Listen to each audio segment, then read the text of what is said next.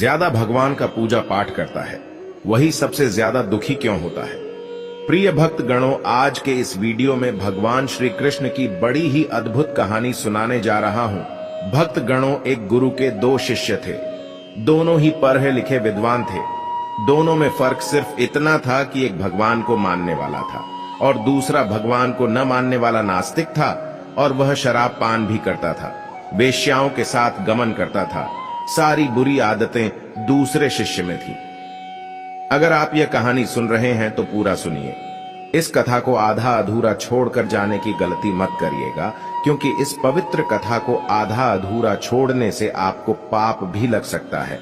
इसलिए इस कथा को पूरा सुने। आप श्री कृष्ण के भक्त हैं तो अनादर ना करें। लाइक करके कमेंट में राधे राधे अवश्य लिखें, क्योंकि एक लाइक, शेयर और कमेंट करने वाले को पुण्य प्राप्त होगा। भगवान श्री कृष्ण ने स्वयं इसका उत्तर दिया है। आखिरी ज्यादा पूजा पाठ करने वाले लोग दुखी और परेशान क्यों रहते हैं? इसका उत्तर भगवान श्री कृष्ण ने श्रीमद् भागवत गीता के माध्यम से बड़ी स्पष्टता के साथ बताया है।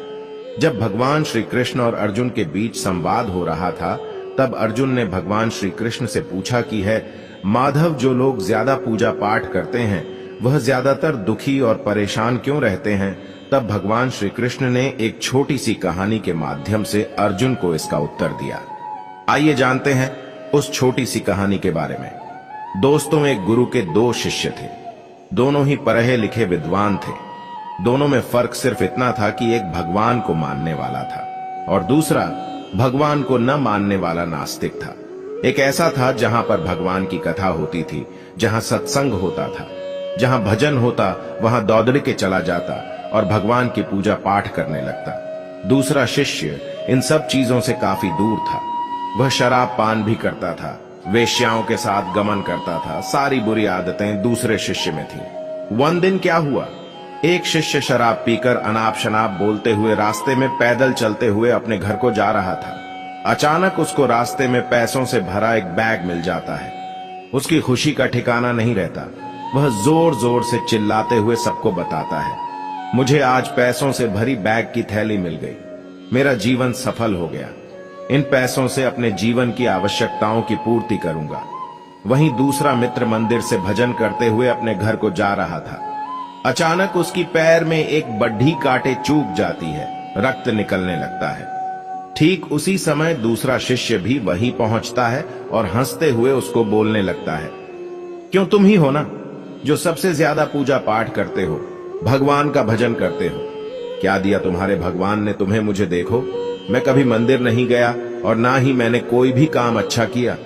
मेरे घर में भगवान का मंदिर भी नहीं है। मैंने कभी अपने घर में सत्यनारायण का कथा नहीं कराया, भगवान के सामने कभी माथा नहीं टेका। फिर भी मैं कितना संपन्न हूं। उम्मीद हूं मेरे पास पैसों की कोई कमी नहीं है। सबसे ज्यादा सुखी जीवन में ही जी रहा हूं। अच्छे शिष्य को उसकी बात चुभने लगी। उसने मन ही मन विचार किया, हाँ, यह तो सच बोल रहा है। मैं कितना पूजा करता हूं और वह कुछ नहीं करता, फिर भी कितना सुखी है। इतना सोचते हुए वह अपने गुरु के पास चला जाता है और यही प्रश्न गुरु से करता है।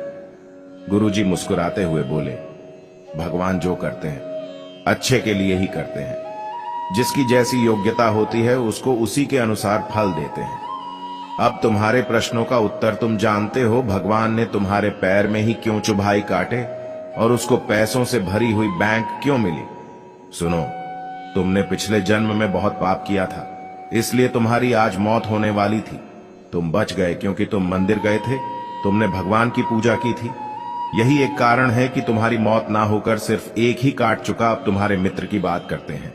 पूर्व जन्म में वह एक संत महापुरुष था, इसलिए उसकी आज किस्मत बदलने वाली थी। करोड़ों की संपत्ति का मालिक बनने वाला था, मगर इस जंग में उसने कोई भी अच्छा काम नहीं किया। इसलिए पूर्व जन्म के फल के अनुसार उसको थोड़े पैसे ही मिले, जबकि वो अरबों की संपत्ति का मालिक बनने वाला था। भगवान को दोष देना छोड़ दो। अपने वर्तमान के समय का सदुपयोग करो। भविष्य अपने आप सुधर जाएगा। इस प्रकार उसकी आंखें खुल गईं और वह फिर से अपने पूजा पाठ में लग गया। तो दोस्तों, आज के लिए बस इतना ही उम्मीद करते हैं। हमारे द्वारा दी गई जानकारी आपको पसंद आई होगी। तो मित्रों, अगर ये वीडियो आपको पसंद आई हो तो लाइक और शेयर जरूर कीजिएगा। अगर आपने हमारे पेज को फॉलो नहीं किया है तो जरूर करिए। और हाँ, वीडियो को अंत तक देखने के लिए आपका बहुत बहुत धन्यवाद। मिलते हैं एक न्यू वीडियो के साथ, तब तक अपना ध्यान रखना।